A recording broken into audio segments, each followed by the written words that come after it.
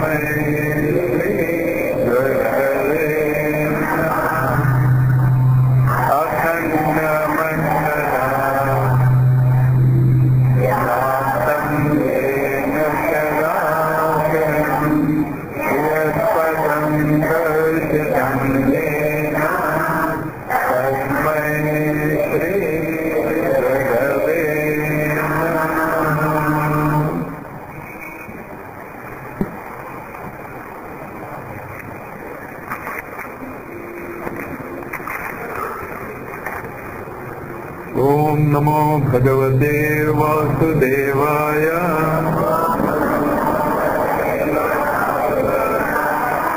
श्रीमद्भागवत महात्म्यम् कृष्णं नारायणं वन्दे कृष्णं वन्दे वजप्रियम् कृष्णं द्वैपायनं वन्दे कृष्णं वन्दे क्रुधासुतम्। अथ प्रथमोऽध्यायः। सच्चिदानन्दरूपाय विश्वोत्पत्त्यादिहेतवे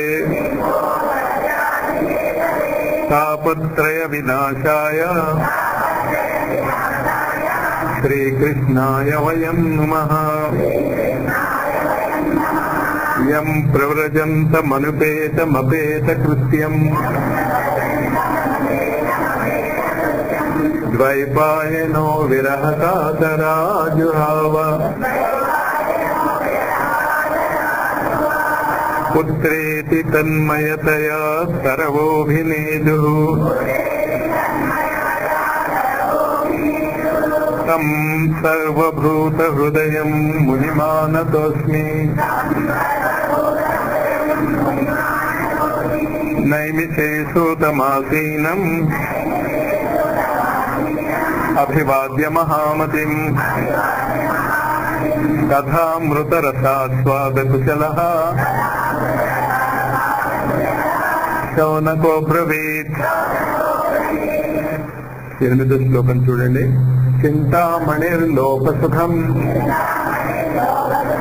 సురద్రస్వర్గసంపదం ప్రయచ్చతి గురుప్రీతో వైకుంఠం యోగి దుర్లభం. 16వ శ్లోకము. వసుధా క్వకథా లోకే క్వకాచ క్వమణిర్మహా బ్రహ్మరాతో విచార్యైవం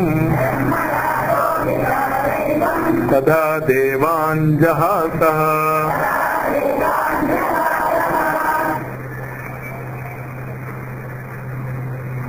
ముప్పై శ్లోకం చూడండి. 31. సత్యం నాస్తి తపశ్శౌచం దయాదానం న విద్యతే ఉదరం హరిణో జీవ వరాకాః కూటభాషిణః. 34వ శ్లోకము. ఆశ్రమాయ వనేరుద్ధ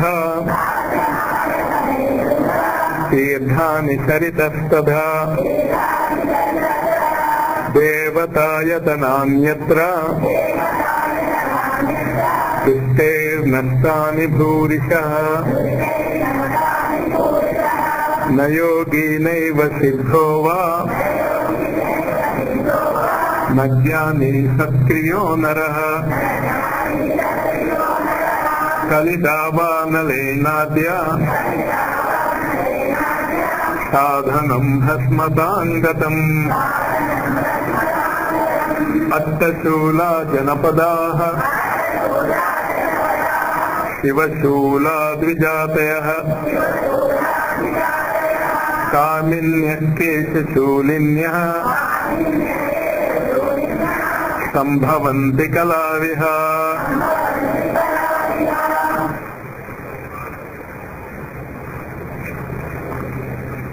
డెబ్బై ఒకటో శ్లోకము. 70 శ్లోకం నుంచి 7 శ్లోకాలు. 70 కుకర్మాచరణాత్సారః సర్వతో నిర్గతోధునా పదార్థాః సంస్థితా భూమౌ బీజహీనా తుషాయధా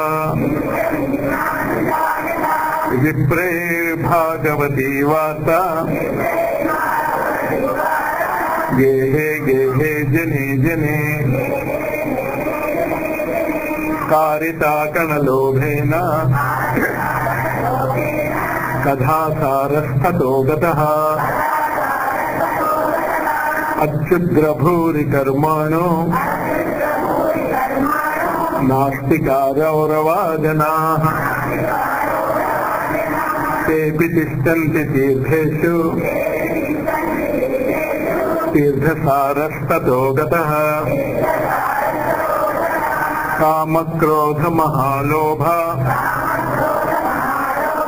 తృష్ణా వ్యాకులచేతసః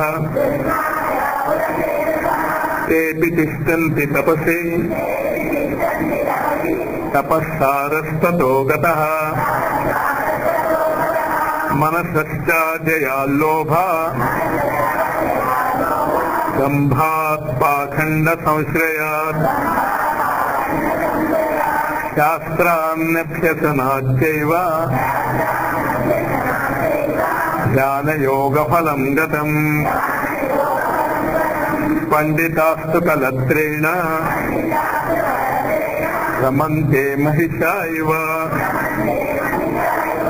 పుత్రస్యోత్పాదనే దక్ష అదక్షా ముక్తి సాధనే నహి వైష్ణవతా కుత్ర సంప్రదాయ పురస్సర ఏవం ప్రళయతాం ప్రాప్తో వస్తు సారస్థలే స్థలే. ద్వితీయోధ్యాయః.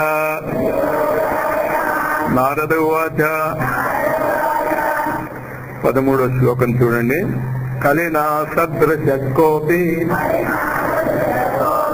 యుగో నాస్తి వరాననే తస్మిన్ స్వాం స్థాపయిష్యామి వేహే గేహే జనే జనే అన్యధర్మాస్తిరస్కృత్య పురస్కృత్య మహోత్సవం తదా నాహం హరేర్దాసో లోకే త్వాం న ప్రవర్తయే. ఇక్కడ ఈ నారదుడి యొక్క ప్రతిజ్ఞ మనం చదువుకుంటున్నాం. ఈ నారదుడి యొక్క ప్రతిజ్ఞ ఏంటి? భక్తిని నేను ఈ కలియుగంలో ప్రతి ఇంట్లోనూ స్థాపిస్తాను. ఈ కార్యక్రమం చేపట్టినటువంటి మనము నారదుడి యొక్క శిష్యులము కాము. నారదుడి యొక్క కొలీగ్స్. కొలీగ్స్ అంటే తెలుసు కదా, సమాన స్థాయిలో పనిచేసేది. అది కలిదోషం యొక్క దోషం అన్నది కలియుగం యొక్క అద్భుతమైనటువంటి లాభం. ఎవరిని చూడటానికైతే అనేక మంది మహర్షులు, రాజర్షులు, బ్రహ్మర్షులు తాపత్రయపడుతూ ఉంటారు. ఆ నారదుడు మనకి ఏమయ్యాడు? ఇప్పుడు కులీగయ్యాడు. కులీగయ్యాడంటే ఎప్పుడు అంటే ఈ పని మనం చేస్తే ఏ పని తస్మిన్ స్థాపయిష్యామి గేహే గేహే జనే జనే, ప్రతి ఇంట్లోనూ ప్రతి మనిషిలోనూ కూడా నేను భక్తిని స్థాపిస్తాను. స్థాపించడమే కాకుండా అన్య ధర్మాన్ తిరస్కృత్య, ఇది కాస్త జాగ్రత్తగా వినండి, కొంచెం ప్రమాదకరమైనటువంటి మాట, కానీ అది మాట అర్థం తెలుసుకుంటే అంత ప్రమాదకరమైనటువంటిది కాదు. అన్య ధర్మాన్ తిరస్కృత్య, మిగతా అన్య ధర్మాలను తిరస్కరించి అంటున్నాడు నారదుడు. మిగతా అన్ని ధర్మాలను ఎందుకు తిరస్కరించాలి అన్నది కాస్త జాగ్రత్తగా అర్థం చేసుకుంటే, మిగతా మతాలను తీసివేయమని కాదు చెప్తున్నది అక్కడ, మిగతా మతాలన్నింటినీ కూడా కలిపేసుకుని. మెహర్ బాబా యొక్క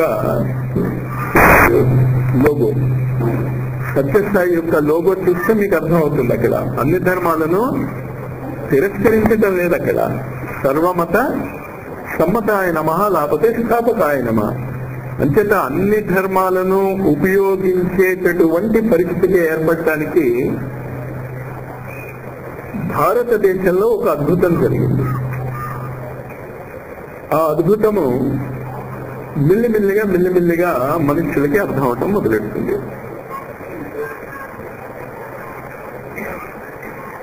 ఐన్స్టీన్ నోబెల్ ప్రైజ్ పొందిన తర్వాత న్యూస్ పేపర్ రిపోర్టర్స్ ఐన్స్టీన్ అడిగారు, మీరు థియరీ ఆఫ్ రిలేటివిటీ కనిపెట్టారు కదా, అది ఎంతమందికి అర్థమైంది అని. అంటే నాకు తప్ప ఇంకో ముగ్గురికి మాత్రమే అది అర్థమైంది అన్నాడు ఐన్స్టీన్ అతని కాలంలో. మరి ఇప్పటి కాలంలో ఎంతమందికి అర్థమైంది అంటే, నన్ను అడిగితే ఈ కాలంలో ఎవరికి కూడా ఐన్స్టీన్ యొక్క థియరీ ఆఫ్ రిలేటివిటీ అర్థం కాలేదు. ఒకే ఒక వ్యక్తి యూనివర్సిటీ, కేంబ్రిడ్జ్ యూనివర్సిటీలో ఫిజిక్స్ ప్రొఫెసర్ గా ఉన్నాడు, స్టీఫెన్ హాకింగ్స్ అని. అతనికి అర్థమైంది. కానీ తమాషా ఏంటి అంటే, అతను కాళ్ళు ఉపయోగించుకోలేడు, చేతులు ఉపయోగించుకోలేడు, చెవులు ఉపయోగించుకోలేడు, కన్ను రెప్పలో మాత్రము కదిలించగలడు. అతను ఫిజిక్స్ ప్రొఫెసర్, 20 మంది స్టూడెంట్స్ కి. అతను Cambridge, Oxford university plus Pennsylvania university, అమెరికాలో ఉన్న 3, ఒకటేమో అమెరికాలో ఉంది, రెండేమో ఇంగ్లాండ్ లో ఉన్నాయి. ఆ యూనివర్సిటీలో ఎంఎస్సీ ఫిజిక్స్ చదివిన వాళ్ళకి 20 మంది స్టూడెంట్స్ కి పిహెచ్డి డిగ్రీ ఇప్పించాడు. ఇటువంటి వ్యక్తి అతను కాళ్ళు లేవు, చేతులు లేవు, నోరు విప్పి మాట్లాడలేదు, కళ్ళు మాత్రమే కదపగలడు.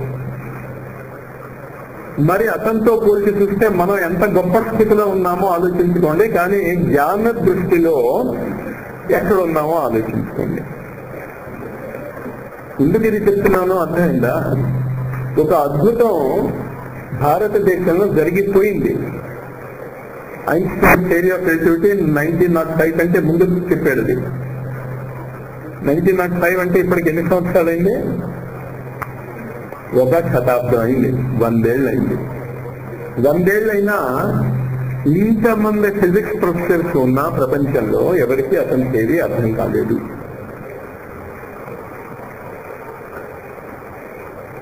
అలాగే ఇప్పుడు నేను చెప్పబోయేటటువంటి విషయాన్ని మీరు విని ఊరుకోండి, అంతకంటే నేనేం మిమ్మల్ని అది అర్థం అయ్యేటట్టు చెప్పేంత శక్తి నాకు లేదు. కానీ నాకు తెలిసిన విషయాన్ని చెప్పకపోతే, అన్య ధర్మాన్ తిరస్కృత్య పురస్కృత్య మహోత్సవాన్, అన్ని ధర్మాలను కూడా పక్కన పెట్టి వాటన్నిటినీ సమన్వయం చేసుకుని ఒక మహోత్సవముగా నేను ఈ ప్రపంచంలో ఒక నూతన ధర్మాన్ని స్థాపించకపోతే, తదా నాహం హరేర్దాసో లోకే త్వాం న ప్రవర్తయే, అసలు ఈ లోకంలోనే నేను ఉండను, నేను హరిదాసుని కాదే కాదు అని ఒక శపథం పట్టాడు నారదుడు.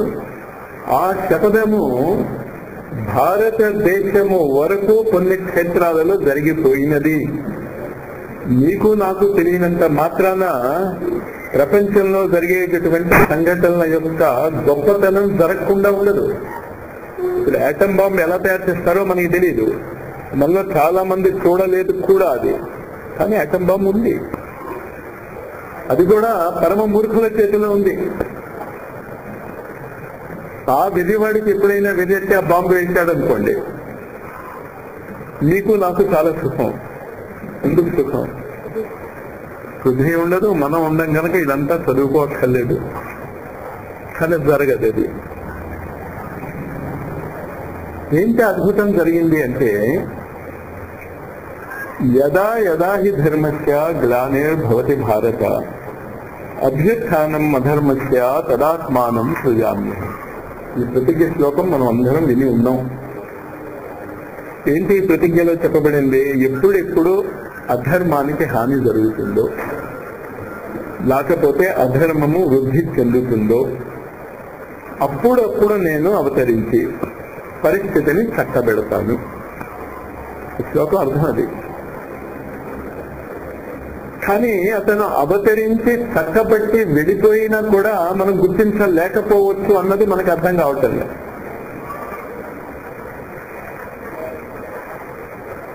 ఉదాహరణకి ఇప్పుడున్నటువంటి విచిత్రమైనటువంటి పొలిటికల్ పరిస్థితుల్లో మనం ఎవరు గవర్నరో, ఎవరు ఎడ్యుకేషన్ మినిస్టరో, ఎవడు చీఫ్ మినిస్టరో, ఎవడు ఏమవుతున్నాడో మనకి కన్ఫ్యూజన్ లో గుర్తుండదు. రోజు పేపర్ చదివి ఎవరికైనా ఏదైనా దాని మీద ఇంట్రెస్ట్ ఉంటే తెలుస్తూ ఉంటుంది. లేకపోతే ఎవరు ఎడ్యుకేషన్ మినిస్టరో తెలియదు, ఎవడు చీఫ్ మినిస్టరో తెలియదు. ఇంకా మాటకొస్తే ఏ పార్టీ ఏ పార్టీతో కలిసి ఉంటుందో, ఏ పార్టీతో కలిసి ఉన్నట్టు నటిస్తూ దూరం అవుతుందో కూడా మనకి తెలియదు కదా. కానీ ఉన్నాయిగా పార్టీలని. ప్లస్ ఎడ్యుకేషన్ మినిస్టర్ ఉంటాడు, చీఫ్ మినిస్టర్ ఉంటాడు, అందరూ ఉంటారు. జరగవలసిన పనులు జరిగిపోతూ ఉంటాయి, మనకి తెలియకపోదు. అదేవిధంగా భారతదేశంలో ఒక అద్భుతం జరిగిపోయినది. ఆ అద్భుతం ప్రపంచం అంతా విస్తరిస్తుందా లేదా అనేదే మనం గమనించుకోవాలి తప్ప, ఏ వాగ్దానము అయితే మన పురాణాలలో, భగవద్గీతలో, శాస్త్రాలలో చెప్పబడి ఉన్నదో అది మాత్రము ఆయన నిలబెట్టేసుకున్నాడు. ఏమిటి చేసినటువంటి ఆ వాగ్దానము, ఎక్కడ, ఎవరికి అన్నది కాస్త జాగ్రత్తగా అర్థం చేసుకోండి. దీనికి కావలసినటువంటి శాస్త్ర ప్రమాణాలు, ఆధునిక శాస్త్ర ప్రమాణాలు కూడా ఇప్పుడు ప్రపంచంలో ఉన్నటువంటి గురు పరంపరలో మీకు దొరుకుతాయి. మీరు ఆ పుస్తకాలు తీసి చదవగలిగితే సంపూర్ణమైనటువంటి ప్రమాణాలు మీకు దొరుకుతాయి. మొట్టమొదటి ప్రమాణం మీకు ఎక్కడ దొరుకుతుంది అంటే, ఇవాళ నేను చెప్పబోయేటటువంటి విషయం థియోసాఫికల్ సొసైటీలో దొరుకుతుంది. నేను ఎప్పుడూ ఆ మాట వినలేదు మాస్టారు అంటారు. ఇప్పుడే నేను చెప్పాను మీరు ఆ మాట అంటారని. అంచేత మీరు ఆ మాట అన్నారు అంటే నా మాట మీరు కరెక్ట్ అని ఒప్పుకున్నట్టే. ఏంటి?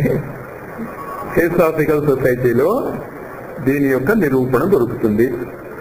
ఏ పుస్తకంలో అంటే, మేడం బ్లావెట్స్కీ రాసినటువంటి సీక్రెట్ డాక్ట్రిన్ అనేటటువంటి, అంటే రహస్య విద్య లేక గుప్త విద్య అనేటటువంటి 2 వాల్యూమ్స్ ఉన్నాయి.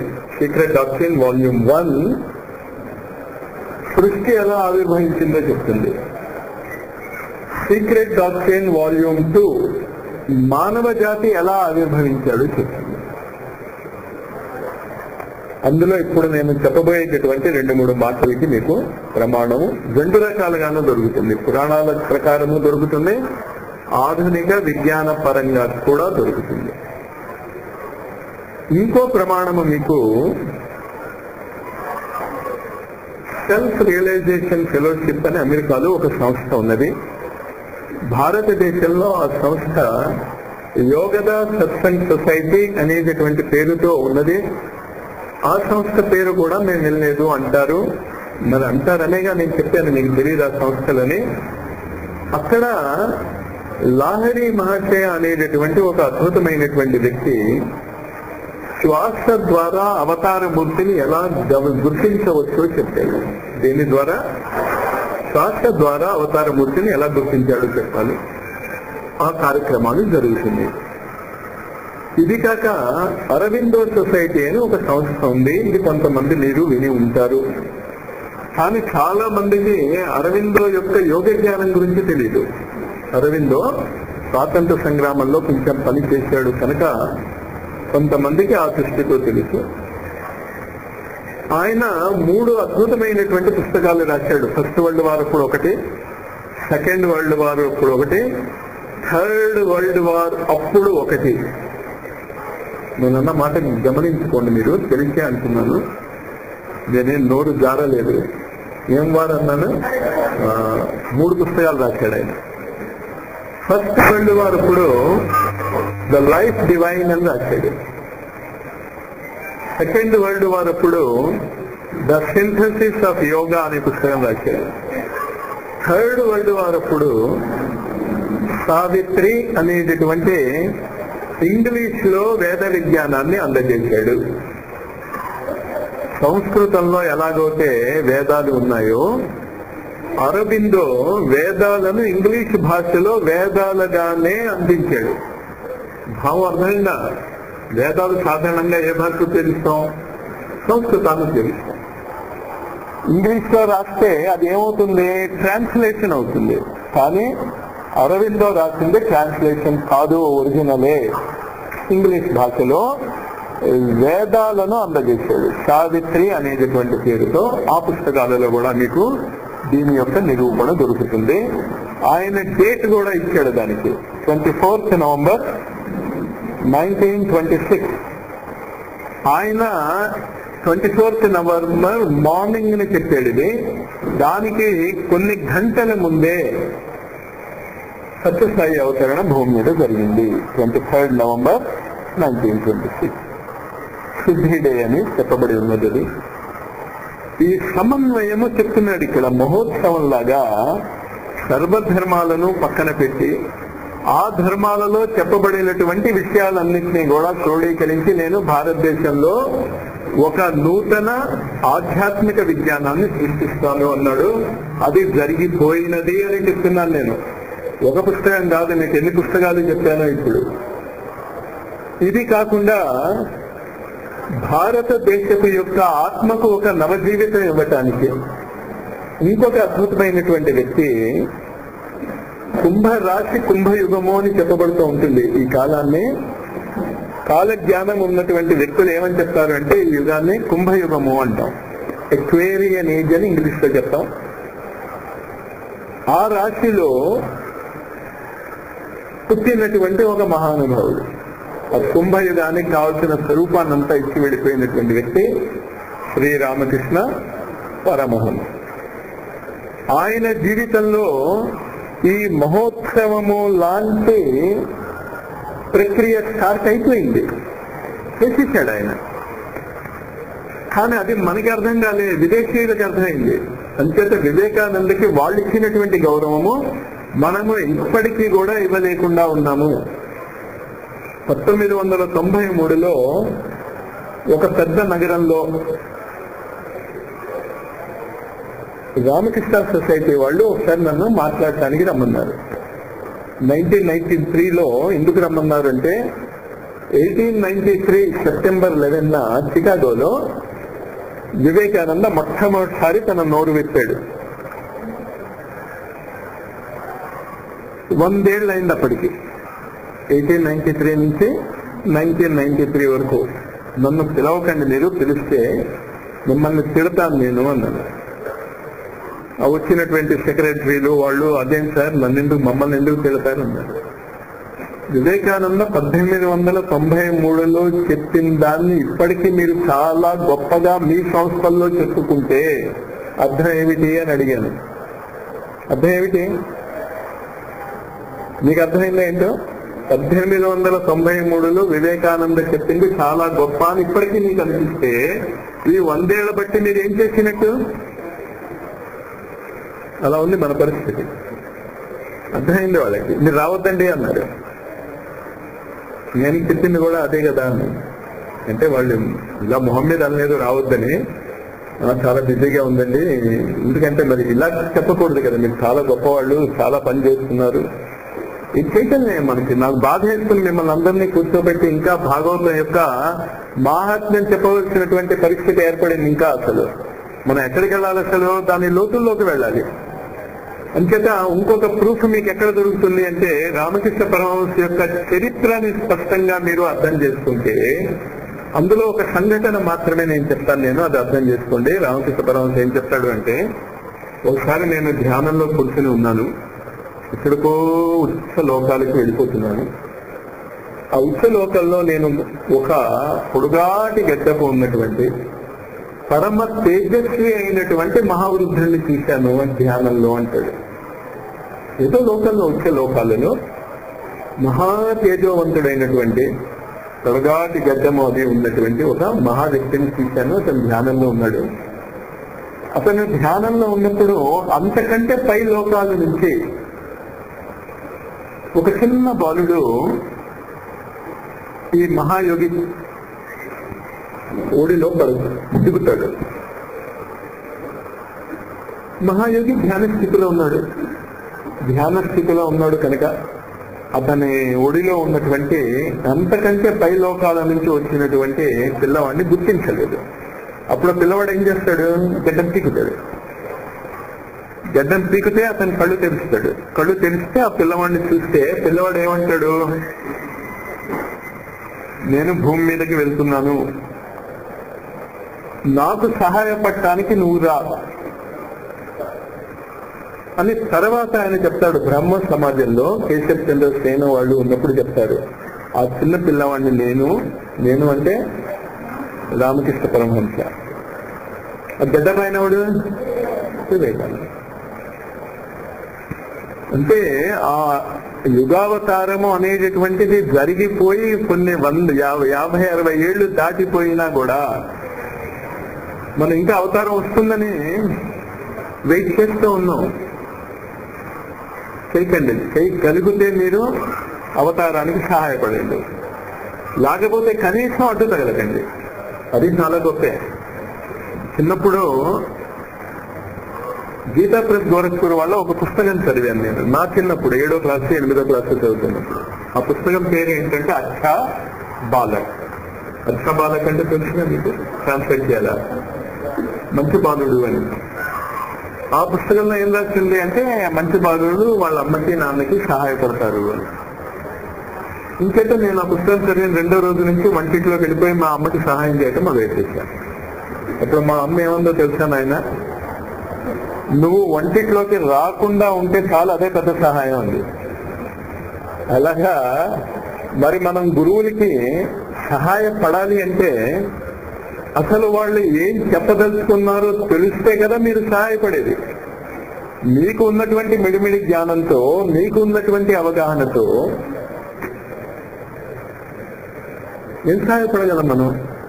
ఆ విధంగా మనం మంచి పని చేస్తున్నాం వాళ్ళకి.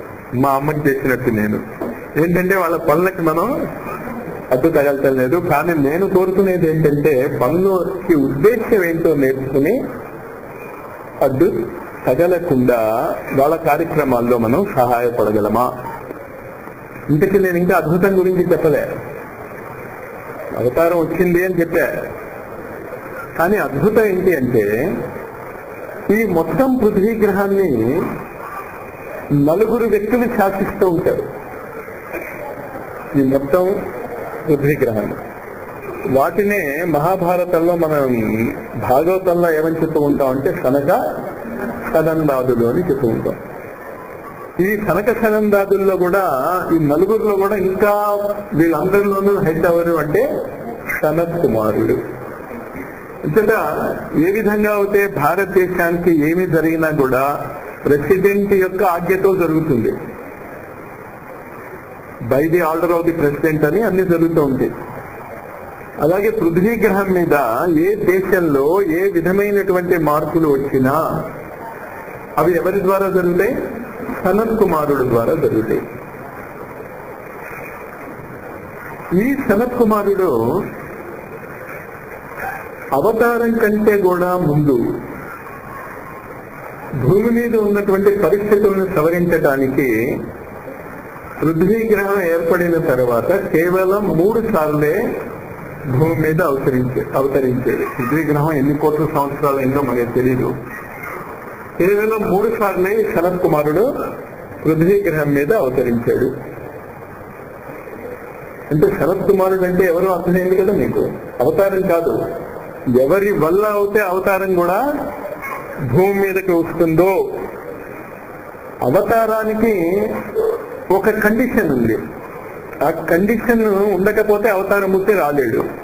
యదా యదా హి ధర్మస్య గ్లానే భవతి భారత అభ్యుత్థానం మధర్మస్య తదాత్మానం సృజామి. కండిషన్ అది. కానీ ప్రెసిడెంట్ ఎప్పుడు పడితే ఎప్పుడు రావచ్చు. ఈ మొత్తము పృథ్వీగ్రహం మీద అతనికి ఆధిపత్యం ఉన్నది. అవతారమూర్తి కూడా పృథ్వీగ్రహం మీదకి రావాలంటే అతని పెర్మిషన్ కావాలి. అతని ముందు 2 అవతారాల గురించి నేను చెప్పను, కానీ పృథ్వీగ్రహం మీద ఈసారి అతను 2 రూపాలుగా వచ్చాడు. ఆ 2 రూపాలుగా వచ్చినటువంటి ఆ వ్యక్తులు వాళ్ళ పునర్జన్మల గురించి చెప్పుకోలేదు. మిగతా అవతారమూర్తులు అందరూ కూడా వాళ్ళ పునర్జన్మ గురించి చెప్తారు. రామకృష్ణ పరమహంస ఇప్పుడే చెప్పాను కదా, అక్కడి నుంచి దిగి వచ్చాడని.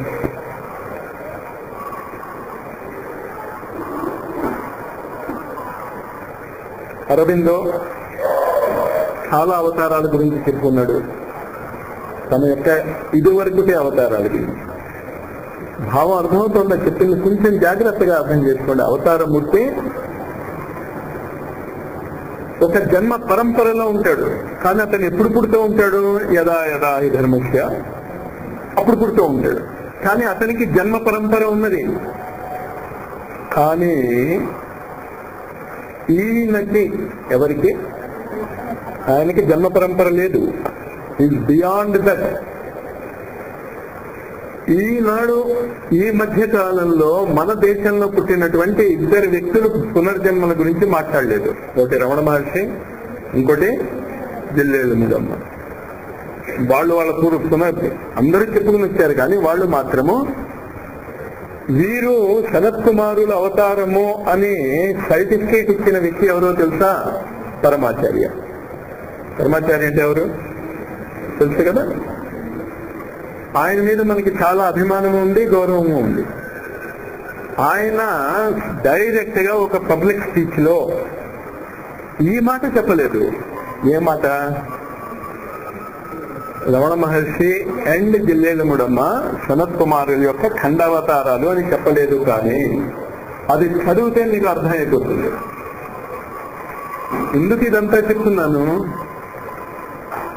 ప్రతి పూర్ణమి నాడు మీరు ఏ పని చేసినా చెయ్యకపోయినా దగ్గరగా ఉన్న జిల్లేడు ముడికి వెళ్ళి పూర్ణిమ నాడు అక్కడ గడప గలిపితే చాలా మంచిది. ఇంత పెద్ద అథారిటీతో చెప్తున్నా, చెప్పిన పూర్ణిమకి ఒకరోజు ముందు నేను చెప్తుంటే ఎవరో వెళ్తారు. దాని తర్వాత బస్సులు వేసుకు వెళ్ళమని చెప్పినా ప్రారంభం అంటే అది. అంత అద్భుతమైనటువంటి వ్యక్తుల సమాధి అక్కడ ఉన్నది. చింతామణి లోక సుఖం. చింతామణి అంటే అక్కడ ఉన్నదెవరు? మామూలు గురువు కాదు. గురువులందరికీ కూడా నువ్వు పుట్టు ఈ దేశంలో ఫలానా దేశంలో భారతదేశంలోనే కాదు, పృథ్వీగ్రహాధిపతి అంటే ఎక్కడ ఆధ్యాత్మికమైనటువంటి ధర్మ ప్రభుత్వం ఉంటుందో అక్కడక్కడ ఈ సనత్ కుమారుడి యొక్క పెర్మిషన్ కావాలి.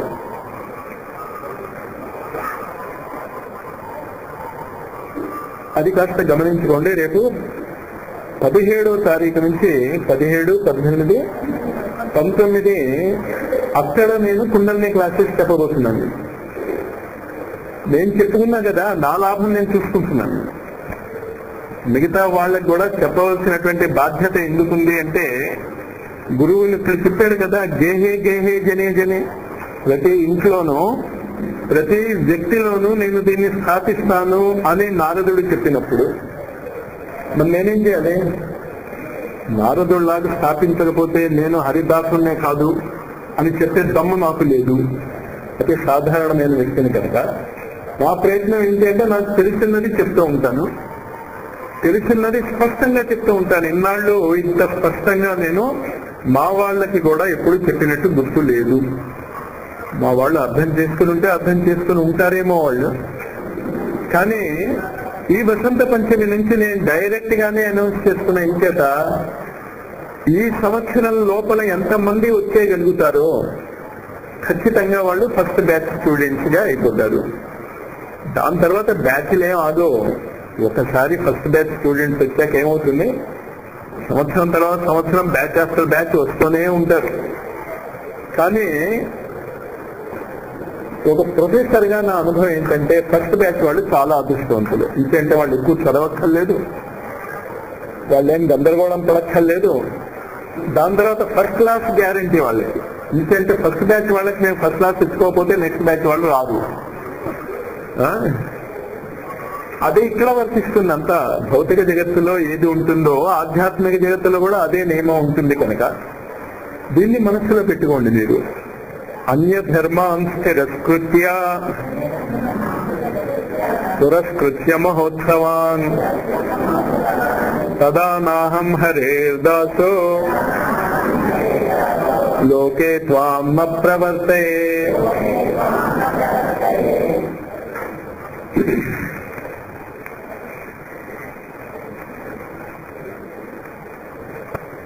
సరే, ఇలాగా నారదుడు భక్తికి చెప్పి నేను ఏదో ఒక విధానాన్ని అవలంబించి నేను ముసలిగా శక్తిహీనులు అయిపోయినటువంటి ముసలవాళ్ళు అయిపోయినటువంటి కోమాలో ఉన్నటువంటి పిల్లలను నిద్ర లేపటానికి ప్రయత్నిస్తాను అన్నాడు. అహో నారద ధన్యోసే ప్రేతిస్తే మై 23వ శ్లోకం చూసుకోండి. పుస్తకం ఉన్నవాళ్ళు నాతో చదివేయండి. అహో నారద ధన్యోసే ప్రీతిస్తే మై నిశ్చల న కదాచిత్ విముంచామి చిత్తే స్థాస్యామి సర్వదా కృపాలునా త్వయా సాధో మద్బాధా ధ్వంసితాక్షణాత్ పుత్రో యోచేతనా నాస్తి తతో. హే నారద, నీ మాటలు పెట్టి నీ ప్రతిజ్ఞ చూసేశారు కదా, నాకు ఉత్సాహం వచ్చేసింది. భక్తిని ప్రతి చోట స్థాపిస్తానన్నాడు కదా, నాకు ఉత్సాహం వచ్చేసింది. అంతా బాగానే ఉంది. కానీ ఏంటి కానీ నా పిల్లలు ఉన్నారు, వాళ్ళు ముసలితనంలో ఉన్నారు, వాళ్ళని కాస్త నిద్ర లేపు అంది. సూతవాచ తస్యావచస్తమాకర్ణ్య కారుణ్యం నారదోగత తయోర్బోధన మారేభో కరాగ్రేణ విమర్దనం. కరాగ్రేణ విమర్దనం అంటే చేతితో తట్టి వాళ్ళని లేపటానికి ట్రై చేశాడు. లేవలేదు వాళ్ళు. ముఖం సంయోజ్య కరుణాంతే శబ్దముచ్చే సముచ్చరన్ జ్ఞానం ప్రబుద్ధతాం శీఘ్రం రే వైరాగ్య ప్రబుద్ధతాం. ఇంకా కొడితే లేకపోతే ఏం చేశాడు, చెవి దగ్గర నోరు పెట్టి రే అంటే ఒరే అన్నమాట. లే ఎవరు? రే వైరాగ్య జ్ఞాన ప్రబుద్ధతాం, నిద్ర లేవండి. లేవలేదు. చెవులు నోరు పెట్టి ఆర్చాడు. తర్వాత ఏం చేశాడు, వేద వేదాంత ఘోషేశ్చ గీతా పాఠే ముహుర్మో బోధ్యమానో తదా తేన కథం చిత్తోత్థితో బలాత్. అప్పుడు వేదాలు వేదాంగాలు గీతాలు ఇవంతా కూడా తిరిగి తిరిగి తిరిగి తిరిగి ఉచ్చేశ్వరంతో వాళ్ళ చెవుల్లో చెప్పాడు. ఎవరి చెవుల్లో? వాళ్ళ చెవుల్లో చెప్తే నీకు నాకు ఎలా? మనం ఎన్నిసార్లు గీత చదివామో, ఎన్నిసార్లు ఏం చదివామో, ఏం చెప్పినా ఎక్కడ ఉంటాం? మనలో ఉన్నటువంటి జ్ఞానము లేవలేదు, వైరాగ్యము లేవలేదు. గీతా ప్రెస్ గోరఖ్పూర్ ఈ పుస్తకాలన్నీ కూడా వాళ్ళే అచ్చుపించేది. నిజంగా జరిగినటువంటి ఒక సంఘటన చెప్తున్నాను ఈ భాగవత కథ గురించే. ఒక కుటుంబంలో ఈ భాగవత సప్తాహం అనేది నిరంతరం జరుగుతూ ఉంటుంది. అంటే నిరంతరం అంటే అర్థం లేదు, సంవత్సరానికి 52 వారాలు ఉంటాయి. ఆ కుటుంబంలో, ఆ మార్వాడి కుటుంబంలో ఏం జరుగుతుంది అంటే వారానికి ఒకసారి చొప్పున సంవత్సరంలో 52 సార్లు భాగవత పారాయణ అయిపోతుంది. అలాగే 2-3 తరాల నుంచి జరుగుతుంది. కానీ ఈ మధ్య అంటే 1890 ఆ ప్రాంతంలో, 1890 ఆ ప్రాంతంలో 3వ తరంలో ఉన్నటువంటి మార్వాడి వాళ్ళు భాగవత సప్తాహం చేసేటప్పుడు కండిషన్ ఏంటి అంటే చెప్పేవాడు తూర్పు వైపు తిరిగి కూర్చోవాలి, ప్రముఖ శ్రోత ఉత్తరం వైపు తిరిగి కూర్చోవాలి. కండిషన్ అది. ప్రముఖ శ్రోత ఒకడే ఉంటాడు. అంటే ఏంటక్కడ వచ్చేస్తారు రారో, ఎంతమంది వస్తారో తెలియదు. కండిషన్ ఏంటి అంటే చెప్పేవాడి కనీసం ఒక బలిపశువు అయినా దొరకాలి. అంటే కంటిన్యూస్ గా వింటానికి. అంచేత వాడు ప్రముఖ శ్రోత అనమాట. వాడు బుక్ చేసి వేయడం అనమాట.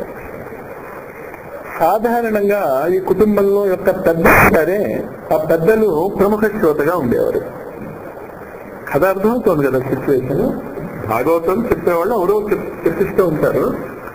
ఆ మార్వాడి కుటుంబంలో ఉన్నటువంటి ఒక పెద్దతను ప్రముఖ శ్రోతగా వింటూ ఉంటాడు.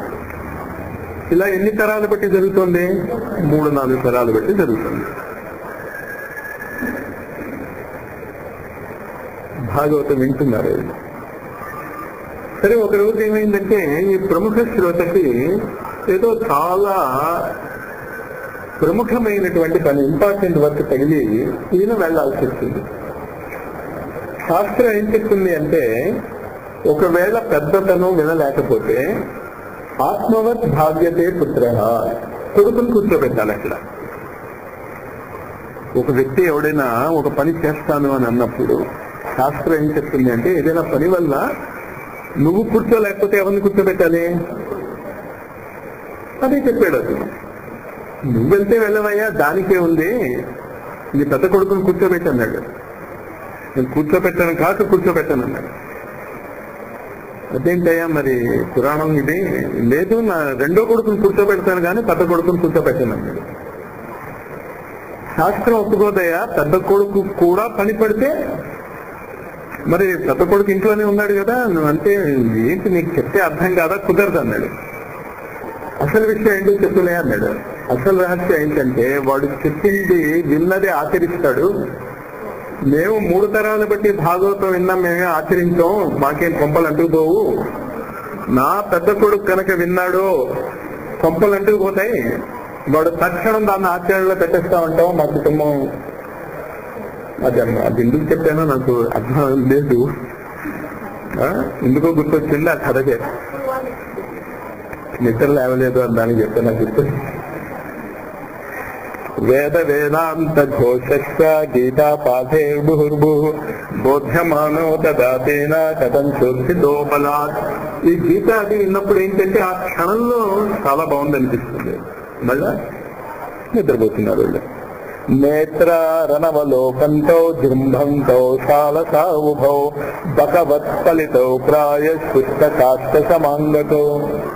మెల్లిగా కళ్ళు తెరుస్తారు, మళ్ళా కళ్ళు మూతలు పడిపోతున్నాయి. ఆవలిస్తున్నారు, జృంభంతో ఆవలిస్తున్నారు. నాకు ఒకటి మాత్రం చాలా నచ్చింది ఏంటంటే, మీలో ఎవరు ఇంతవరకు నేను చూడగా ఆవలించలేదు. అంటే ఆవలిస్తున్నారంటే నాకు తెలియదు, కానీ ఇక్కడ పాపం నారదుడికి లేపుతున్నాడు, వాళ్ళు ఏం చేస్తున్నారు? ఆవలిస్తూ కళ్ళు మూతలు పడిపోతున్నాయి. ఇదంతా కూడా ఆధ్యాత్మిక విద్యకి మన రియాక్షన్ చెప్తున్నాడు. అది అసలు మనకి ఇష్టమే ఇదంతా కూడా, కానీ ఆచరించాలి అంటే మాత్రము జ్ఞాన వైరాగ్యాలలో శక్తి లేకపోవటం వల్ల ఆచరణలోకి పెట్టలేకపోతున్నాం. మౌతో నిరీక్షైవ పునఃస్వాపరాయణో ఋషిశ్చింతా పరోజాత కిం విజ్ఞేయం. ఇప్పుడు నారదుడికి టెన్షన్ వచ్చింది. నేనేమో భక్తికి చెప్పేశాను, నీ జ్ఞాన వైరాగ్యాలను నిద్ర లేపిస్తానని. తనకున్న జ్ఞానం అంతా మంత్రాలు, జపాలు, వేదాలు, గీతలు అంతా చెప్పాడు, లేపాడు, సుదిపాడు. ఆవలిస్తున్నారు, నిద్రపోతున్నారు. ఎలాగ నేను నా మాట నిలబెట్టుకోవాలి అంటున్నాడు. అహో నిద్రా కథం యాతి వృద్ధ మహత్తరం చింతయన్నితి గోవిందం స్మారయామాస భార్గవ. అప్పుడు ఎలాగ వీళ్ళ నిద్రను నేను పోగొట్టాలి అని చింతయామాస అని గోవిందుణ్ణి, భగవంతుణ్ణి తలుచుకున్నాడు. వ్యోమవాణి తదైవూన్ ఋషే క్షిద్యతామితి ఉద్యమస్తఫలస్తేయం భవిష్యతి న సంశయ. అప్పుడు ఆకాశవాణి ఇచ్చింది, హే నారద, నువ్వు గాబరా పడకు, నీ యొక్క ప్రయత్నము ఖచ్చితంగా సఫలమవుతుంది. ఈ వ్యోమవాణి అనేటటువంటిది గుర్తుంచుకోండి. సామూహికంగా ఇప్పుడు ఉన్నటువంటి వ్యోమవాణి అంటే మొబైల్ ఫోన్. కానీ ఈ మొబైల్ ఫోన్స్ కంటే ముందు నారదుడి దగ్గరికి ఒక మొబైల్ ఫోన్ ఉందన్నమాట, వ్యోమవాణి. ఏం చెప్పిందా మొబైల్ ఫోన్? నువ్వేం గాబరా పడకు, ఖచ్చితంగా నీ యొక్క ప్రయత్నము ఏంటా ప్రయత్నము? జ్ఞాన వైరాగ్యాలను నిద్ర లేపటం అనేటటువంటిది ఖచ్చితంగా సఫలం అవుతావు. ఏతదర్థంతు సత్కర్మ సురసేత్వం సమాచర తతో కర్మాభిజస్యంతి సాధవస్సాధుభూషణ. ఇక్కడ అదేం చెప్పింది ఆకాశవాణి, ఒక సత్కర్మ నువ్వు ఆచరించాలి. నువ్వు కనుక సత్కర్మను ఆచరిస్తే జ్ఞాన వైరాగ్యాలు లేస్తాయి. నారదుడికి చెప్తోంది అది. కానీ ఆ సత్కర్మ ఏంటో చెప్పలేదు, అది సస్పెన్స్ లో పెట్టేసింది. ఆ సత్కర్మ అంటే ఏమిటో ఎలా తెలుస్తుంది అంటే, సాధుభూషణ, మంచి శాస్త్రవేత్తలు, పండితులు, సాధువులు, వాళ్ళని అడిగితే ఏ సత్కర్మ చేస్తే జ్ఞాన వైరాగ్యాలు లేస్తాయో తెలుస్తాయి అని ఆకాశవాణి వినిపించింది. సత్కర్మణి కృతే తస్మిన్ సనిద్రా వృద్ధతానయో గమిష్యతి క్షణాద్భక్తి సర్వత ప్రసరిష్యతి. ఆ సత్కర్మ ఆచరించిన మరుక్షణము కూడా వీళ్ళు నిద్రలేచి కూర్చుంటారు. అప్పుడు ఈ భక్తి జ్ఞాన వైరాగ్యాలు మూడు కలిసి చాలా సఫలమైనటువంటి జీవితాన్ని జీవించగలుగుతాయి.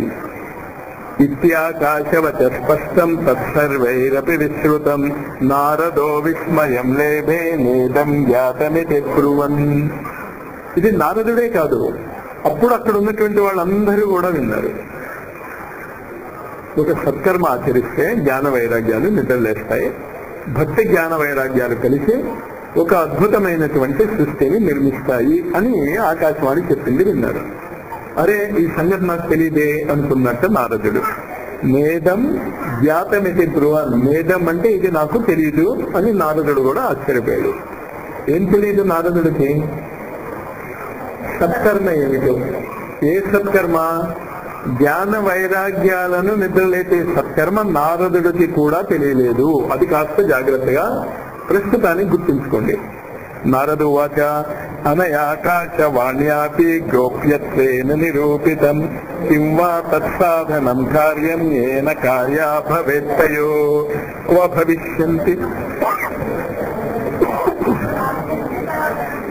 భవిష్యంతి సంతస్తే కథం దాస్యంతి సాధనం మయాత్ర కిం ప్రకర్తవ్యం యదుక్తం వ్యోమ.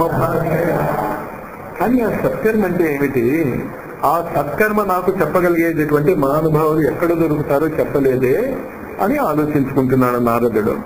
సూతోవాచ తత్ర ద్వాపపి సంస్థాప్య నిర్గతో నారదో ముని తీర్థం తీర్థం వినిష్కమ్య పృచ్చన్ మార్గే మునీశ్వర. అప్పుడు ఆ జ్ఞాన వైరాగ్యాలను అక్కడే వదిలేసి తీర్థాలకి కల్పించినటువంటి ప్రతి మహానుభావుని కూడా ఇలా నాకు ఒక ఆకాశవాణి వచ్చింది, జ్ఞాన వైరాగ్యాలను నిద్ర లేపుదాము అని నేను ప్రయత్నించాను. ఆ ప్రయత్నము సఫలము కాలేదు. ఏ సత్కర్మ చేస్తే జ్ఞాన వైరాగ్యాలు నిద్ర లేస్తాయో నాకు చెప్పండి అని అందరినీ అడగటం మొదలెట్టాడు.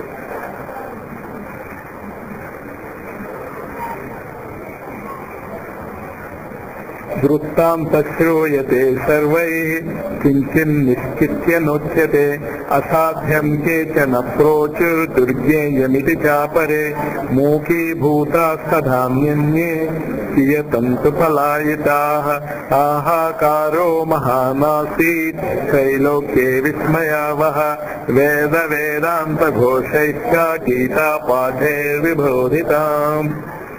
అప్పుడు మూడు రకాలైనటువంటి రియాక్షన్స్ వచ్చాయి. మొదటిది ఏంటి అంటే, కొంతమంది కించిన్ నిశ్చిత్య నోచ్యతే, నిశ్చయంగా ఇదే చెయ్యి అని ఎవరు చెప్పలేదు. కొంతమంది ఇది చేయొచ్చు, అది చేయొచ్చు. ఇంతకీ ఏం చేయమంటాం? ఇది చేయొచ్చు, అది చేయొచ్చు. ఇప్పుడు డాక్టర్స్ లాగా అనిపిస్తారు. ఒక డాక్టర్ ఏం చెప్తాడు? ఆపరేషన్ చేయాలంటాడు. ఇంకో డాక్టర్ ఏం చెప్తాడు? మందులతో తగ్గి. ఇప్పుడు ఏం చేయాలి? ఏం చేయాలి? మనం ఏం చేయలేము. అది పరిస్థితి అయింది అక్కడ. కించిన్ నిశ్చిత్య నోచ్యతే, ఇది నిశ్చయంగా చెయ్యి అని ఏ మహానుభావుడు చెప్పలేదు. అది ఒక వెరైటీ అన్నమాట. రెండోది ఏమన్నారు? అసాధ్యం కేచన అప్రోచ్. కొంతమంది ఏమన్నారు? అసాధ్యం, అది అసాధ్యం అయ్యాసను ప్రయత్నించకన్నారు. దుర్గేయమితి చాపరే. ఇంకొంతమంది ఏమన్నారు? చాలా కష్టం అయ్యాది, మాకు తెలియదు, నాకు తెలిసిన వాళ్ళు ఎవరైనా ఉన్నారేమో తెలుసుకో. ఇంకొక వెరైటీ వాళ్ళు ఉన్నారు, వీళ్ళందరికంటే గొప్పవాళ్ళు. మొదటి వాడు ఏంటి, రెండు చెప్పాడు. రెండో వాడు ఏం చెప్పాడు, అసాధ్యం అన్నాడు. మూడో వాడు ఏం చెప్పాడు, చాలా కష్టము, మాకు తెలియదు కానీ నువ్వు ప్రయత్నం చేస్తే చెప్పేవాళ్ళు దొరుకుతారు అని. నాలుగో రకం వాళ్ళు ఏమన్నారు చూడండి, మూకీభూతస్థధాన్యేతు కియతస్తు పలాయిత. నోరు మూసేసుకుని మౌనంగా పారిపోయారు ఈ ప్రశ్న విని. ఈ నాలుగు మనం చేస్తున్నామో లేదో చూసుకోండి. ఇది ఎప్పుడు కూడా సాధకుడు తన మీద తాను అన్వయించుకుంటే ఈ శాస్త్రానికి ఉపయోగం తప్ప, నారదుడు ఎవరినో అడిగితే వాళ్ళు 4 రకాలుగా ప్రశ్నలు చెప్పి పారిపోతే అది ఒక కథ మాత్రమే అయింది. కథాసార తత్వగత అని విన్నాం కదా నిన్న. కథాసారం అంటే ఏంటి, కథలాగా వింటాను తప్ప అందులో ఉన్నటువంటి సారము నీకు ఉపయోగపడుతుంది అన్నది మర్చిపోతాం. అంటే మనం 4 రకాలుగా రియాక్ట్ అవుతాం. మొట్టమొదటి ఏంటి అంటే నాస్తికుడు, అసలు పారిపోతారు వాళ్ళు. అసలు ప్రశ్న ఉంది దీనికి, అసలు అదంతా లేదే, అసలు దాని గురించి పట్టించుకోబాక అలా అయితా. ఇంకో రకం వాళ్ళు ఏం చెప్తారు, ఆత్మ, పరమాత్మ, భగవంతుడు చాలా కష్టం అయ్యాయి, మనకెందుకు, మనం చేసే పని మనం చేస్తున్నాం, దుర్గే. ఇంకో రకమైన వాళ్ళు ఏంటంటారు, అసాధ్యమయ్యా బాబు, కారణ జన్మలు మాత్రమే ఆ పని చేయగలరు, మనం గ్యారంటీగా కారణ జన్మలను కాదు కనుక మనం ఆ పని చేయక్కర్లేదు, అది అసాధ్యం. ఇంకో రకమైన మొదటి రకం వాళ్ళు ఏంటి, ఇది చెప్తారు అది చెప్తారు. దేవాలయానికి వెళ్తారు కానీ దేవాలయానికి ఎందుకు వెళ్తున్నారో తెలియదు. కొంచెం జాగ్రత్తగా అర్థం చేసుకోండి. ఇది మన భారతదేశంలో ఉండేటటువంటి పరమ దౌర్భాగ్యం. ఇది కామర్స్ కాలేజీకి సైన్స్ చదువుకోవడానికి వెళ్తున్నాను అని ఎవడైనా అన్నాడు అనుకోండి, కామర్స్ కాలేజీకి ఒప్పుకుంటారా? ఎక్కడికి వెళ్ళాడు వాడు, అంతే కదా. నాకు మెడిసిన్ నేర్చుకోవాలని ఉంది, ఇంజనీరింగ్ కాలేజీకి వెళ్తున్నాను అంటే నువ్వు ఏ విద్యాలయానికి వెళ్తున్నావో ఖచ్చితంగా ఆ విద్యాలయంలో ఒక విద్య నేర్చుకోవటానికి వెళ్తున్నావు నువ్వు కదా. ఇక్కడే వెళ్తున్నావా, డబ్బు ఖర్చు పెడతావా, పుస్తకాలు కొంటావా, కొనవా, ఇంకా ఏం చేస్తావు? విద్యాలయంలో అలా వెళ్ళి అటెండెన్స్ ఇచ్చి వచ్చేస్తావా? వస్తే తప్పే ఉంది, చదువుకోవాలి కదా. ఎన్ని నిమిషాలు చదువుకోని, కనీసం విద్యాలయానికి వెళ్ళి ఆ విద్య నేర్చుకోవటానికి నేను కనీసం ఎంతసేపు ఉండాలో, 5 నిమిషాలు 10 నిమిషాలు ఉంటే చాలా. పొద్దున్న 10 గంటలకు వెళ్తే ఎంతవరకు ఉంటారా కదా. ఉన్నాక అక్కడ చెప్పిన చదువు అక్కడే వదిలేసి వస్తారా, లేకపోతే ఇంటి దగ్గర కూడా చదువుకుంటారా? మరి మీరు దేవాలయానికి వెళ్ళి ఎంతసేపు ఉంటున్నారు, ఎంతసేపు ఉంటున్నావు?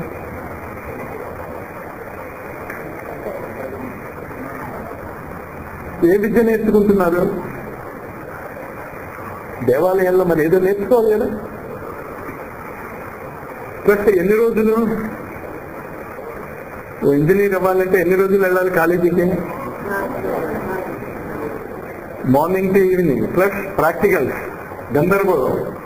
నువ్వు దేవాలయాల్లో ఎన్ని నిమిషాలు గడుపుతున్నావు? మొదటి రకం వాళ్ళు వెళ్తున్నారు, ఎందుకు వెళ్తున్నారో తెలియదు. వెళ్తున్నామండి, వెళ్తున్నాం, ఎందుకు వెళ్తున్నాం? స్నాన శాస్త్రంలో చెప్పబడింది. అక్కడ ఏం చెప్పబడిందో మళ్ళా ఖచ్చితంగా అలా ఆచరించాం. సైన్స్ ఉంది దానికి. శివుడి పూజ చేయాలంటే నువ్వు ఎలాంటి పుష్పాలు వాడాలి, విష్ణువు యొక్క పూజ చేయాలంటే ఎలాంటి పుష్పాలు వాడాలి, ఏ నియమము దేవాలయాలలో పాటించబట్టం లేదు.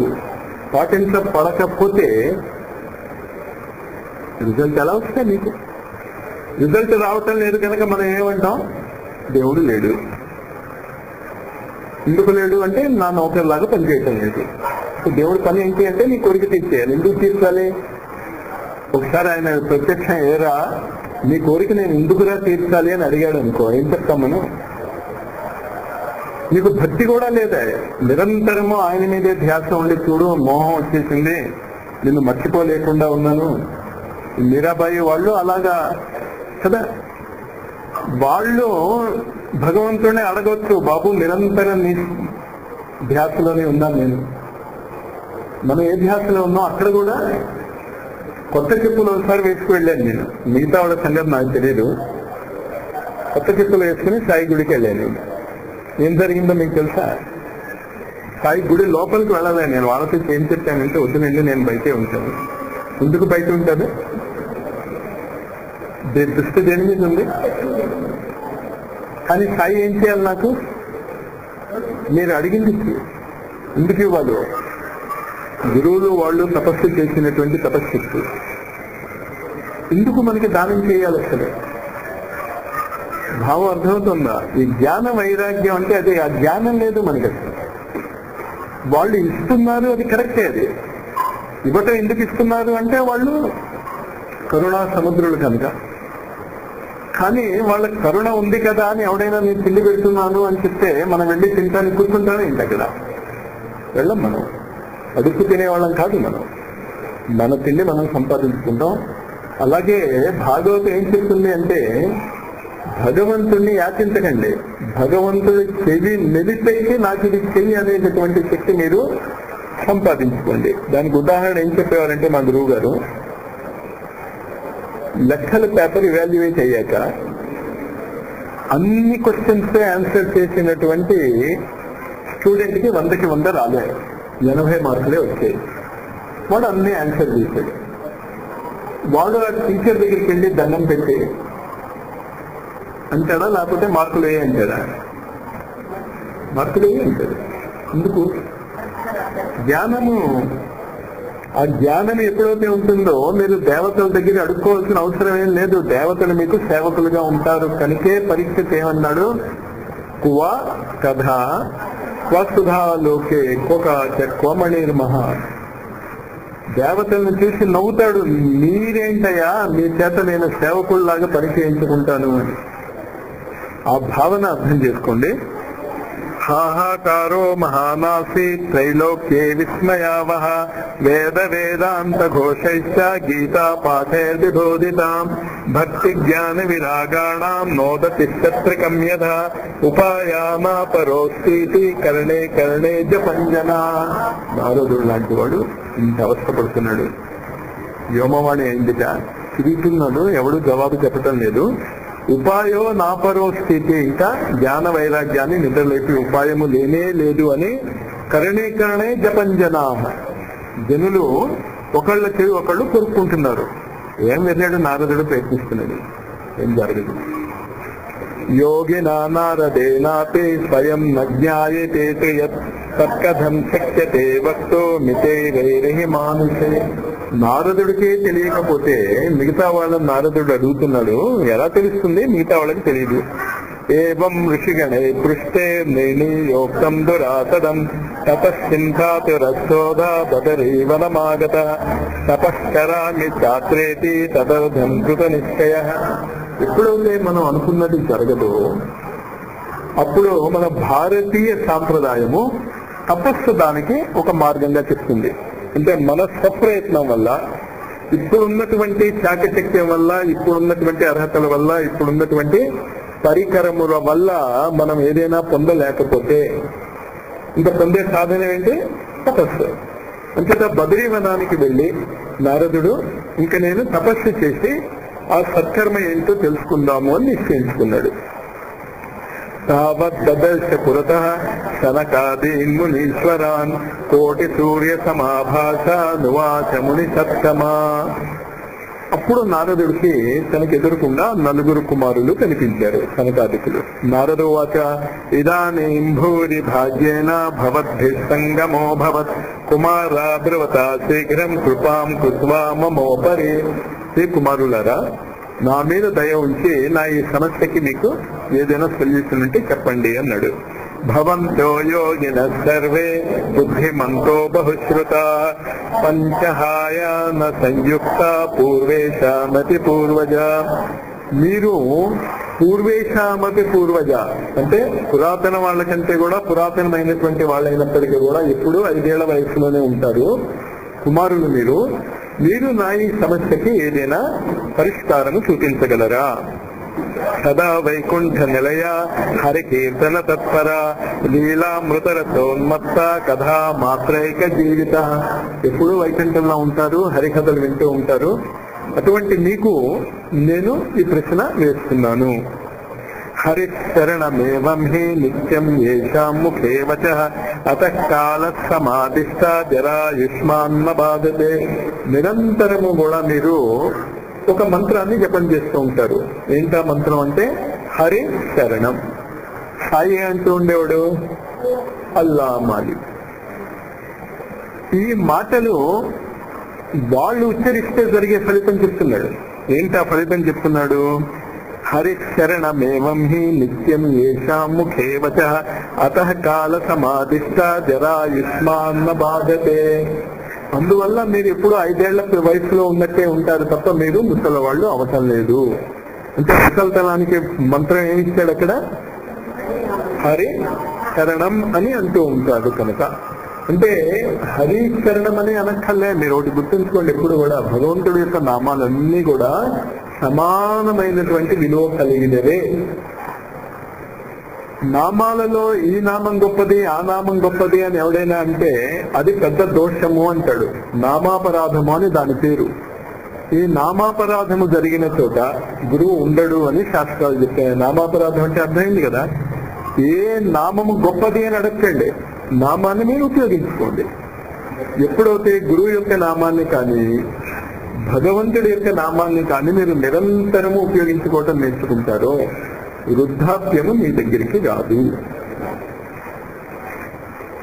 ఏషాం భ్రూభంగ మాత్రేణ ద్వారపాలో హరే పురా భూమౌ నిపతితౌ సద్యో యత్కృపాత పురంగతో. ఎంత గొప్పవాళ్ళంటే ఈ సనకాదికుడు వైకుంఠంలో జయ విజయులు అనేటటువంటి ద్వారపాలకులు ఉండేవారు. వాళ్ళు వీళ్ళని అడ్డుకుంటారు సనకాదికుల్ని వైకుంఠానికి వెళ్తూ ఉంటే. అప్పుడు కేవలం మీరు మీ భృకుటిని కాస్త కోపంగా చూసేసరికల్లా వాళ్ళు ఏమైపోయారు?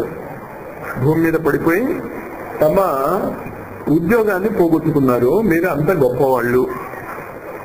అహో భాగ్యస్య యోగేన దర్శనం భవతామిహ అనుగ్రహస్తు కర్తవ్యో మై దీని దయాపరే. నా భాగ్యము వల్ల అంత గొప్పవారైనటువంటి మీ దర్శనం నాకు లభించింది. నా సమస్యకు నివారణోపాయం తెలపండి. భక్తి జ్ఞాన విరాగాణం సుఖముత్పద్యతే కథం అశరీర గిరోక్తం యత్ సాధనముచ్యతాం అనుష్ఠేయం కథం తావత్ ప్రభ్రువంతు విస్తరం. ఆ అశరీర వాళ్ళు చెప్పినటువంటి ఆ సత్కర్మ ఏమిటో విస్తరంగా మాకు చెప్పు. చెప్తే ఏమవుతుంది? భక్తి జ్ఞాన విరాగాణం సుఖముత్పద్యతే కథం స్థాపనం సర్వవర్ణేషు ప్రేమ పూర్వ ప్రయత్నతః. అప్పుడు ఈ భక్తి జ్ఞాన వైరాగ్యాలను అన్ని వర్ణాలలోకి నేను ప్రవేశింప పెట్టగలుగుతాను. కుమార ఊచు మా చింతాం కురు దేవర్షే హర్ష చిత్తే సమావహ వర్షతే పూర్వ ఏవ హి. మీరేమి కంగారు పడుతున్నారదా? దీనికి ఉపాయం ముందే ఉంది. అహో నారద ధన్యోసి విరక్తానాం శిరోమణి సదా శ్రీకృష్ణ దాసానాం అగ్రణీర్యోగ భాస్కర. యోగ భాస్కరుడు అయినటువంటి శ్రీకృష్ణ దాసులకి అందరికంటే ముందు ఉన్నటువంటి నీవు విరక్తులలో చాలా గొప్పవాడివి. వైచిత్రం న మంతవ్యం భక్త్యర్థం మనువర్తిని ఘటతే కృష్ణదాస్య భక్తే సంస్థాపనాయుధ. అందువల్ల మీలాంటి వారు భక్తి స్థాపనకు ఇంత కష్టపడుతున్నారు అంటలో ఆశ్చర్యము లేదు. ఋషిభిర్బహవో లోకే పంధానం ప్రకటీకృతాః.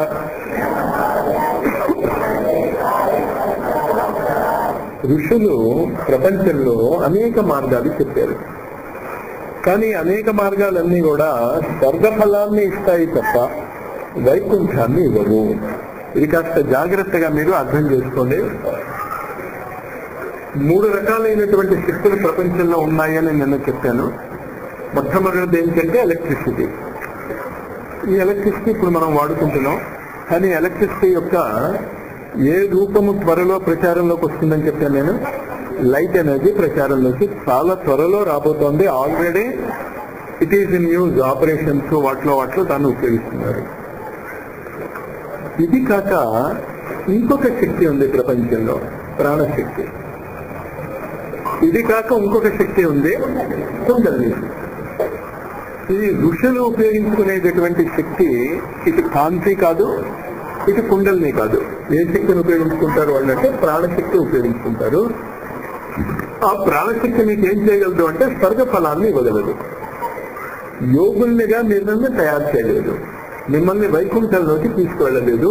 ఇది కాస్త జాగ్రత్తగా మనసులో గుర్తుంచుకోండి. ఎందుకంటే ఇవంతా చెప్పాలి అంటే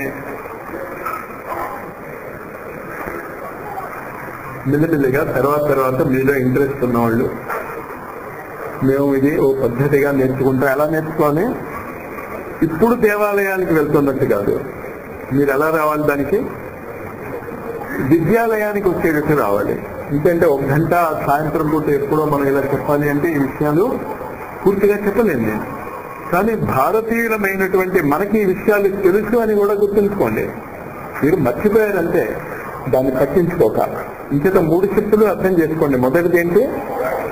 ఎలక్ట్రిసిటీ. ఎలక్ట్రిసిటీలో ఇంకా స్పెషలైజేషన్ దేని మీద వస్తుంది? లైట్ మీద వస్తుంది. సరే, అది జరుగుతుంది ప్రపంచంలో. రెండోది ఏంటి? ప్రాణశక్తి. ఇది ఋషులు చెప్పేది. ఈ ప్రాణశక్తి గురించి చెప్పేటటువంటి ఋషులు 4 రకాలుగా ఉంటారు. ఈ 4 రకాలుగా ఉండేటటువంటి ఈ ఋషులు 4 రకాలైనటువంటి శక్తులను ఉపయోగించుకుంటారు అన్నది గుర్తుంచుకోండి. ఆ మాట కొంచెం మీకు కరుకుగా ఉన్నా కొంచెం గుర్తుంచుకోండి. ప్రేత, రాక్షస, అసురులు. ఇది ప్రాణశక్తిని ఉపయోగించుకునేటటువంటి ఋషులు ఉపయోగించుకునేటటువంటి ప్రాణశక్తులు. భగవద్గీతలో కూడా ఈ ప్రాణశక్తిని ఉపయోగించుకునేటటువంటి ఒక విశేషమైనటువంటి చాప్టర్ ఉంది. దాన్ని 16వ అధ్యాయంలో దైవ అసుర గుణ సంపద్ విభాగ యోగము అని చెప్తాం. ప్రాణశక్తి గురించి అక్కడ చెప్పబడి ఉన్నది. ఈ 4 రకాలైనటువంటి ఋషుల్ని మీరు గుర్తుంచుకోండి. మొదటి ఋషి, ఋషి తర్వాత మహర్షి, మహర్షి తర్వాత రాజర్షి, రాజర్షి తర్వాత బ్రహ్మర్షి. ఈ 4 ప్రాణశక్తిని ఉపయోగించుకుంటారు. దేవర్షి అనేటటువంటి వాళ్ళు కుండలిని శక్తిని ఉపయోగించుకుంటారు. తెలుసుకోండి.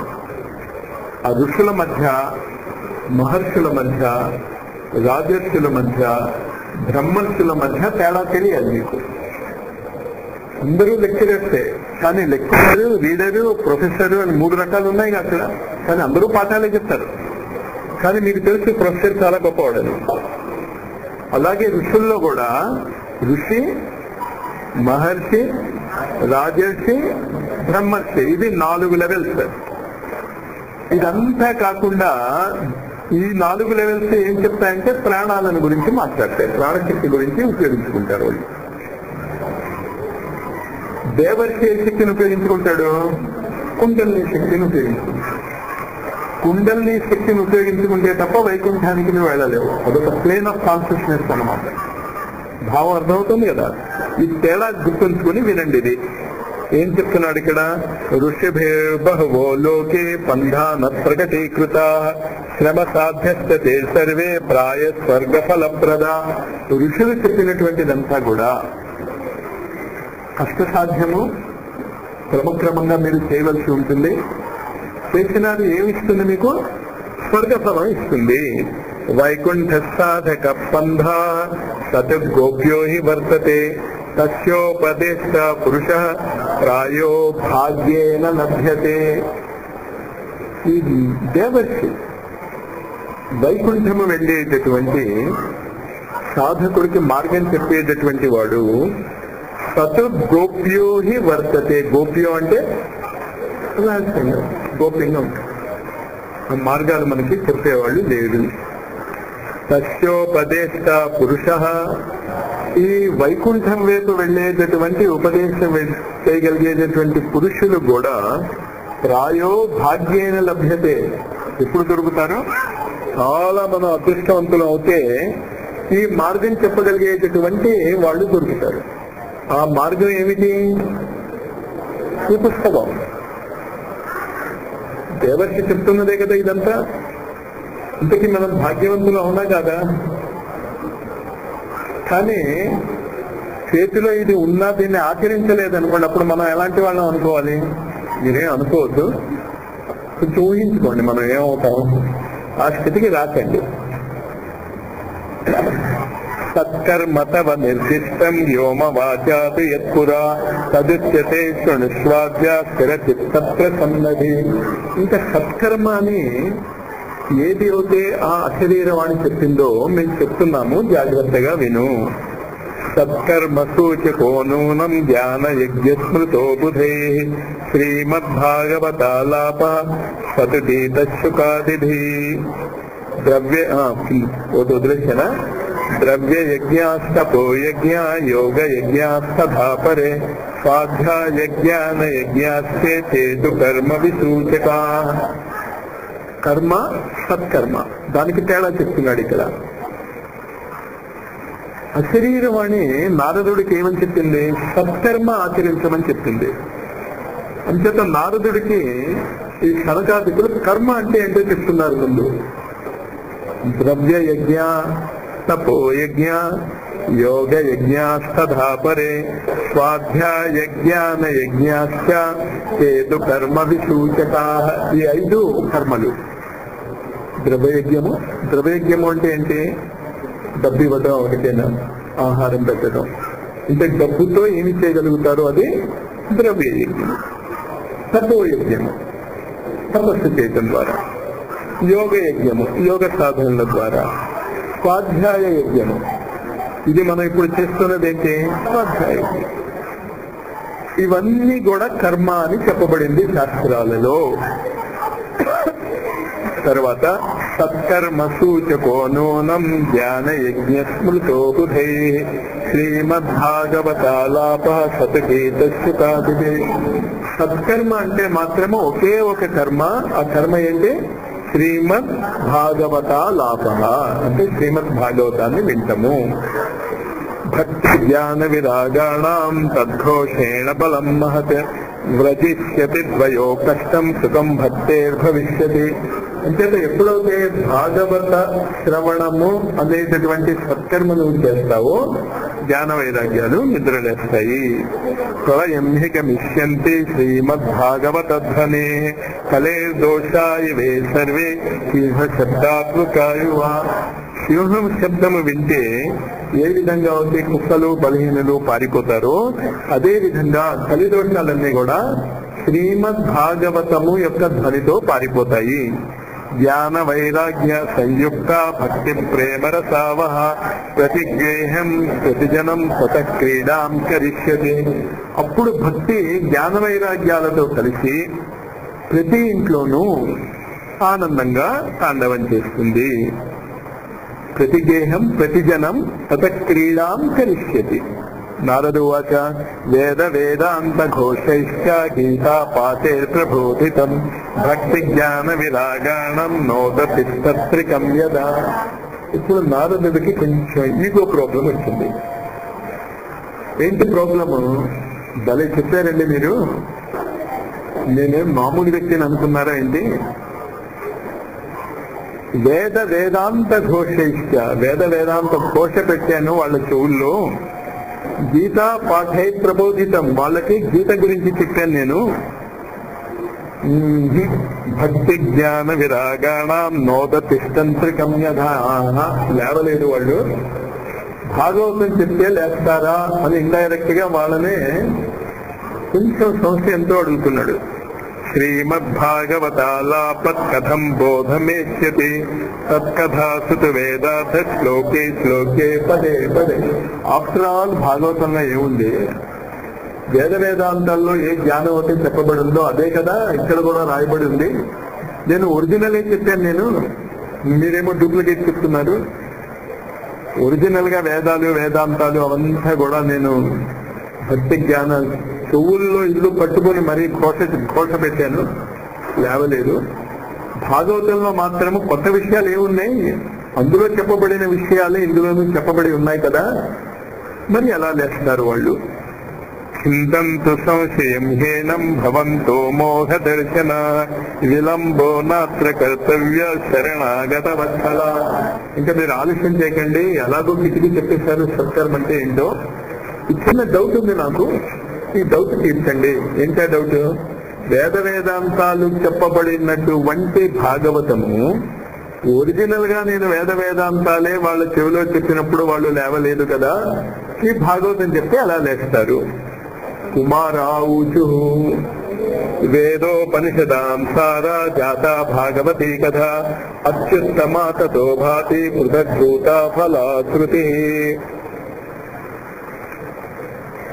భాగవతము ఒక చెట్టు ఉందనుకోండి, ఆ చెట్టులో రసం ఉంటుంది. చెట్టు ఎండిపోకుండా ఉంటే చెట్టులో శాప్ అని ఉంటుంది రసం. కానీ ఆ చెట్టు యొక్క రసము అంత తీయగా ఉండదు, కానీ చెట్టు యొక్క ఫలము చాలా తీయగా ఉంటుంది. కానీ ఆ ఫలం ఎక్కడి నుంచి వచ్చింది? ఆ చెట్టు నుంచే వచ్చింది. అలాగే వేద వేదాంతాల యొక్క ఫలసారము భాగవతం. అంతేకాదు చాలా ఎక్కువ తీయగా ఉంటుంది, ఎక్కువ మధురంగా ఉంటుంది, తొందరగా న్యూట్రిషన్ ఇస్తుంది. చెట్టు ఆకులు మనం తినాం, చెట్టు బెరడు మనం తినాం. ఏం తింటాం? ఎందుకు ఫలం తింటాం? ఫలం యొక్క సారము మనకి తొందరగా శక్తి ఇస్తుంది. ఆమూలాగ్రం రసస్తిష్టం నాస్తే నస్వాద్యతే యథా సభూయత్సత్వద్భూత ఫలే విశ్వ మనోహర. ఇందాక నేను చెప్పింది ఆ విశ్వానికి కూడా మనోహరమైనటువంటి ఆ ఫలము చెట్టు కంటే చాలా మధురంగానే ఉంటుంది. ఆ చెట్టు యొక్క లక్షణాలన్నీ కూడా ఆ ఫలంలో ఉంటాయి. ఆ ఫలాన్ని యొక్క విత్తనాన్ని నాటితే మళ్ళా ఏమొస్తుంది మీకు? మళ్ళా చెట్టు వస్తుంది. యథా దుగ్ధే స్థితం సర్పే నస్వాదయోపకల్పతే పృథగ్భూతం హి తద్గవ్యం దేవానాం రసవర్ధనం. పాలల్లో నెయ్యి ఉంటుంది, కానీ ఆ నెయ్యి వేరుగా చేసినప్పుడే అది దేవతలకి ఆహారం అవుతుంది. దేవతలకి యజ్ఞం చేస్తున్నప్పుడు మనం ఏం వేస్తాం? నెయ్యి వేస్తాం, పాలు వేయం. కానీ పాల యొక్క సారమే నెయ్యి. ఆ నెయ్యి దేవతలకి ఎలా ఆహారం అవుతుందో వేద వేదాంతం యొక్క సారము భాగవతంలో చెప్పబడి ఉన్నది కనుక అది ఎక్కువ తొందరగా ఫలితాన్ని ఇస్తుంది. ఇక్షూణామపి మధ్వాంతం శర్కరా వ్యాప్య తిష్టతే పృథగ్భూతా చ సామిష్ట తదా భాగవతీ కదా. చెరుకులో కూడా తీపి ఉంటుంది, కానీ చెరుకులోంచి మనం పంచదారని వేరు చేస్తే దాని రుచి ఇంకా వేరుగా ఉంటుంది. ఈ మూడు ఉదాహరణలు చాలా జాగ్రత్తగా గుర్తుంచుకోండి. ఇది మళ్ళా మనం ఉపయోగించుకోవాలి.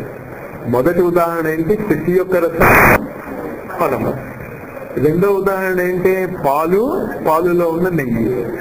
మూడో ఉదాహరణ ఏంటి? చెరుకు నుంచి వచ్చినటువంటి పంచదార. ఇదం భాగవతం నామ పురాణాం బ్రహ్మ సంహితం భక్తి జ్ఞాన విరాగాణం స్థాపనాయ ప్రకాశితం. బ్రహ్మదేవుడే దీనికి పర్మిషన్ ఇచ్చాడు.